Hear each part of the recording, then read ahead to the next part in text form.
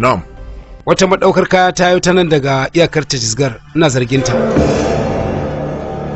Tana shiga iyakar mu? Ku damke su. To yalla bai.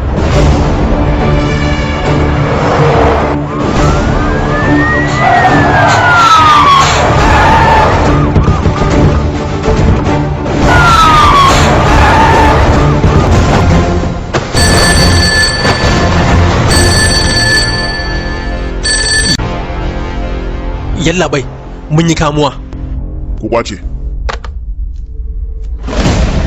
Babana na yawan faɗin wata magana. Kowane sabon gari za mu shige shi ne in ma da wuka ko da maƙudan kuɗaɗe. Mun shigo da duka biyu. Ku ne nan za ku yanke me kuke so. Yalla bai, sun kame wa ɗaukar mu fa. Yalla bai na wasu abubuwan ne. Yalla bai wai. Barka da yalla bai. Sunana Ballen Balaram. Ni sirki ne ga shugaban adawa Pandem Parsuram. Ni ne dan takarar jam'iyya. Akwai miliyan 1,750 a madaukar da ka kama, namu ne. Ungo, an aje mota a waje da miliyan 250 a cikinta, naka ne. Amma ita wannan madauka ta mu ce. Abubuwan da ka kwace ba kudade bane jami'i. Ƙuri'un jam'iyyar mu ne, ka bar su. Jami'ai. Yalla bai. Ku kwace motar. Mun gode da hujja. Daga amsa cewa naku ne. Ku shirya takardu ku soke takararsa. To yalla bai. Ile? A soke takarata? Nufin ka ba zan tsaya takara ba? Ai sai ka ma bar nan wajen. Ba a banza na share ɗaruruwan kilomitoci ba na zo nan.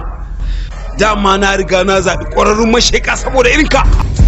Da zarar na ce musu su duba min al'amari to sai an samu gawa a kowane layi har da na iyalanka.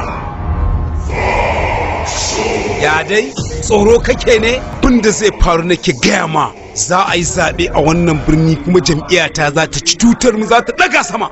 Ka hana an ka isa.